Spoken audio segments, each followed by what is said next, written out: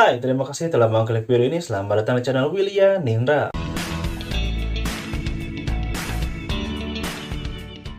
Apa kabar semuanya? Semua dalam keadaan sehat dan baik-baik saja. Pada episode kali ini kita akan membahas tentang kisah seorang pria asal Korea Selatan yang menjadi sosok paling terkenal atau lebih tepatnya menggegerkan publik. Bagaimanakah kisahnya? Ini dia pembahasannya. Yoon Young Chul adalah seorang pria yang lahir pada 18 April 1970 di kota Seoul, Korea Selatan. Ia mendadak terkenal setelah kepolisian Korea menangkapnya karena terbukti telah melakukan tindakan pembunuhan terhadap 20 orang. Ia ditangkap pada 17 Juli 2004 lalu. Yang menjadi sasaran pembunuhannya adalah orang-orang kaya yang sudah lansia. Korban pertamanya adalah seorang profesor di Universitas Somkyung. Dalam melakukan aksinya, ia mula-mula menerobos masuk ke dalam rumah dan saat kebetulan bertemu dengan pemilik rumah, yaitu sang profesor. Ia kemudian langsung membunuhnya dengan cara memukul-mukul palu ke tubuhnya, terutama kepalanya hingga hancur. Saat melancarkan aksinya, ternyata istri dari profesor memergokinya dan secara refleks berteriak karena ketakutan. Karena kaget aksinya diketahui, seketika Yo pun membunuh juga wanita tersebut. Pasca aksi pembunuhan terjadi, polisi menemukan kondisi jasad keduanya sudah sangat mengenaskan karena seluruh tubuhnya hampir hancur akibat dipukul-pukul menggunakan palu. Kematian kedua orang ini tentunya membuat geger satu negara, terlebih korbannya adalah pasangan suami istri yang bergelar profesor. 2 minggu setelah pembunuhan pertamanya, ia kembali melakukan pembunuhan dengan cara yang sama. Kali ini ia menemui seorang wanita lansia dari keluarga kaya di rumahnya. Tanpa ragu, ia langsung membunuh wanita tua tersebut setelah berhasil menyelinap ke dalam rumahnya. Suara teriakan si wanita tua tersebut membuat anak perempuannya segera menghampirinya. Tapi dengan cepat, Yu segera menyergap wanita itu dan menanyakan ada siapa saja di rumahnya. Lalu si wanita itu menjawab bahwa di rumahnya ada suami beserta anaknya. Setelah mendapat jawaban tersebut, Yo langsung memukul kepala wanita tersebut menggunakan palu hingga meninggal dunia. Setelah itu ia segera ke kamar yang ternyata hanya ada anak si wanita itu. Yu kemudian menyuruh anak itu untuk bersujud memohon ampun agar tidak dibunuh.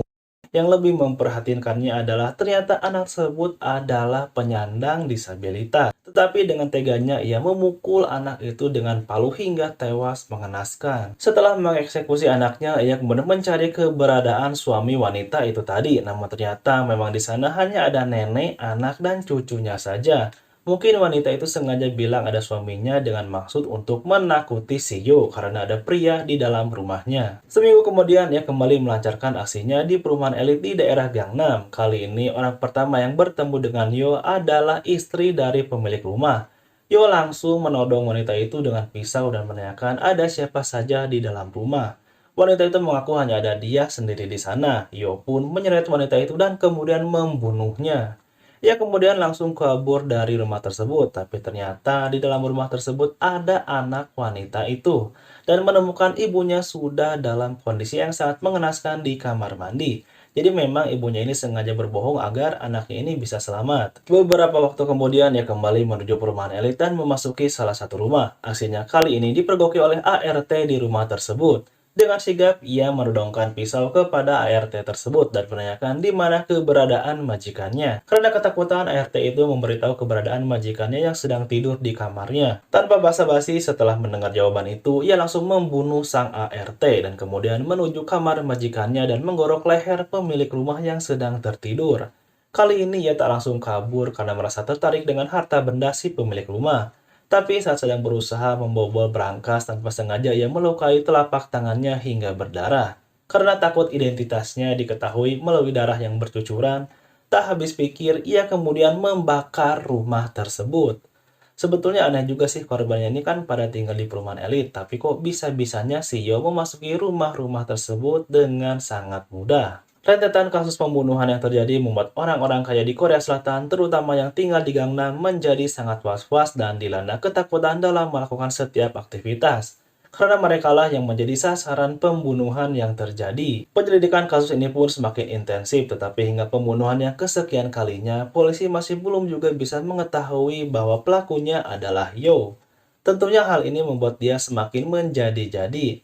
Makin ke sini nampaknya si Yo ini menjadi ketagihan dalam membunuh orang. Tak sekedar membunuh, pria itu juga tega memutilasi para korban dan bahkan berani memakan beberapa bagian dari tubuh korbannya, alias melakukan tindakan kanibalisme. Dalam setiap aksinya, Yo ini selalu menggunakan jas hujan berwarna kuning dan menggunakan palu untuk membunuh korbannya. Dikarenakan sudah merasa ketagihan, bukannya takut karena ia akan diburu polisi, justru ia malah berusaha untuk mengelabui penyelidikan dengan cara mengganti target korbannya, yaitu menyasar wanita yang bekerja sebagai PSK. Oh, jadi modusnya dia akan menghubungi tempat prostitusi berkedok panti pijat agar mengirimkan pegawainya ke apartemen Sio. Singkatnya, datanglah pegawai yang ia panggil dan saat ada kesempatan, ia pun langsung mengeksekusinya dengan cara dipukul menggunakan palu hingga tewas. Setelah dibunuh, Yo pun memutilasi tubuh korbannya. Bukan kali itu saja, karena beberapa kali ia memanggil para PSK yang kemudian dibunuhnya dengan cara yang sama seperti korban-korban sebelumnya. Jadi intinya, ia memanggil para PSK itu untuk hanya menyalurkan hasrat membunuhnya. Bahkan dikabarkan juga seorang pria pedagang kaki lima pun turut menjadi korbannya. Jadi memang seolah membunuh ini dijadikan kebutuhan oleh si Yo. Memang intinya sudah jadi psikopat lah si Yo ini.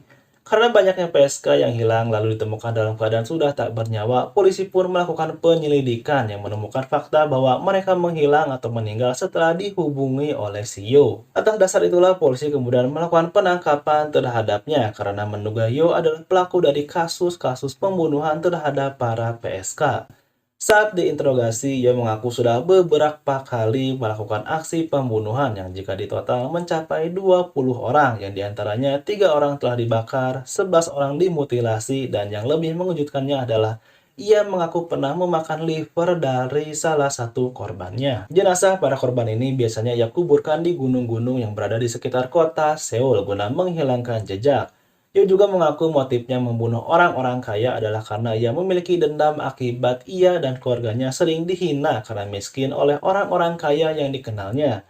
Hal inilah yang membuatnya amat sangat membenci orang-orang kaya. Dan motif membunuh para PSK adalah karena ia berdalih dengan alasan mengatakan bahwa wanita tidak boleh menjadi PSK. Jadi mungkin maksudnya ia tidak setuju jika wanita menjadi PSK atau menjual diri mereka. Tapi gak tahu juga ya, bisa aja hanya alibi yang dibuat-buat. Setelah melakukan penyelidikan lebih lanjut, akhirnya polisi berhasil menemukan 11 jenazah korban di gunung dekat Kuil Bongwon. Saat di dalam tahanan, Yo sempat berpura-pura mengalami epilepsi dan melarikan diri setelah polisi melonggarkan ikatannya. Untungnya 12 jam kemudian ia berhasil ditangkap kembali. Setelah dilakukan investigasi yang lebih dalam, ternyata Yo memiliki beberapa riwayat kriminal lainnya. Di antaranya adalah pada tahun 1988 yang melakukan pencurian di sebuah minimarket namun dibebaskan karena barang yang dicurinya hanya barang-barang kecil biasa. Lalu 3 tahun kemudian, tepatnya pada tahun 1991, ia kembali mencuri dan kali ini ia harus dipenjara selama 10 bulan. Setelah menjalani 10 bulan tahanan, ia sempat melangsungkan pernikahan, tapi bukannya berubah karena telah memiliki istri, ia justru kembali ditangkap karena kasus pencurian lagi dan dipenjara selama 8 bulan. Emang benar-benar udah otak kriminal si Yo ini. Setelah bebas dari penjara pada 26 Oktober 1994, ia memiliki seorang bayi laki-laki. Setelah kurang lebih 4 tahun tidak melakukan tindakan kriminal, justru ia kembali ditangkap polisi dengan kasus pencurian dengan pemalsuan identitas. Akhirnya ia dipenjara kembali. Emang benar-benar ya, bukannya tobat gitu kan udah punya anak dan istri, tapi ini malah sama aja kelakuannya. Mungkin dia ini kalau misalkan di kepolisian setempat udah jadi macam seleb lah dan polisi pun pasti sudah bosan ketemu dia lagi, ketemu dia lagi. Oke. Setelah dia bebas pada tahun 2000 dari kasus pencurian dan pemalsuan data, emang dasarnya udah kayak Dajjal. Di tahun yang sama, ia malah melakukan pelecehan seksual terhadap gadis berusia 15 tahun. Kejahatan kali ini membuatnya harus dihukum 3,5 tahun penjara. Untuk kasus yang ini, sang istri pun akhirnya menceraikan si Yo pada 27 Oktober 2000 saat anaknya masih berusia 6 tahun. Ya iyalah, mana ada istri mau punya suami pencuri, penipu, pemerkosa, lama-lama bisa aja nanti dia atau anaknya yang menjadi korban. Bukannya berubah menjadi pribadi yang lebih baik lagi, justru baru beberapa hari setelah terbebas dari penjara, ia melakukan tindakan kriminal kembali yang lebih ekstrim. Jadi kalau diperhatikan, setiap kasus per kasusnya selalu lebih membahayakan. dari sekedar mencuri, lalu mencuri dengan pemalsuan data, lalu melakukan pelecehan, dan kemudian di tingkat paling ekstrim ia melakukan pembunuhan. Yo kemudian dibawa ke pengadilan guna mempertanggungjawabkan perbuatannya. Ketika Yo hendak dibawa ke kejaksaan, ada seorang ibu yang meneriaki polisi karena dianggap pihak kepolisian bertindak sangat lambat sehingga anak perempuannya menjadi korban. Wajar sih yang merasa kesal karena korbannya sudah mencapai 20 orang termasuk anaknya. Terlebih diketahui Sio ini sudah terlibat kasus-kasus lainnya sehingga sudah sering keluar masuk penjara.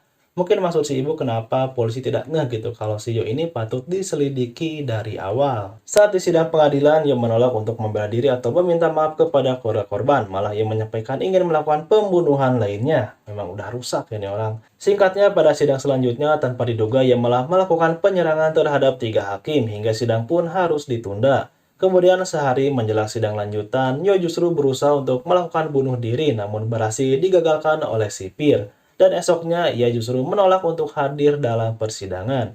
Jadi memang nampaknya si Yo ini jelas memiliki gangguan kejiwaan. 3 minggu kemudian ketika dilangsungkan sidang yang tertunda saat itu, ia mencoba menyerang seorang penonton yang telah mengumpatnya. Singkat cerita, Yo kemudian divonis hukuman mati oleh jaksa dan memang entah kelainan atau apa saat divonis hukuman mati bukannya takut atau menyesal, ia justru malah berterima kasih kepada jaksa tersebut. Tapi nyatanya hingga kini ternyata Yo masih belum juga dieksekusi karena hukuman mati di Korea Selatan sudah dihapuskan sejak sebelum penangkapan Yo, padahal sebelumnya ia sudah divonis hukuman mati oleh jaksa. Hal inilah yang menimbulkan kegaduhan di masyarakat tentang hukuman mati di Korea Selatan. Sampai sekarang, dukungan untuk menghukum mati Yo tetap dilakukan oleh masyarakat Korea Selatan karena perbuatannya amat keji dan kejam.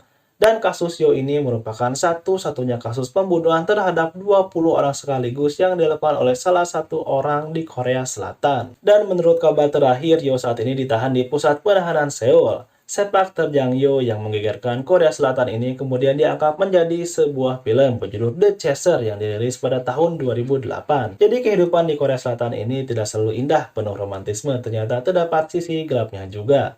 Baik, terima kasih buat kalian yang sudah menonton video ini sampai akhir. Semoga dapat menambah wawasan tentunya. Sampai jumpa di episode selanjutnya. William Indra, pamit.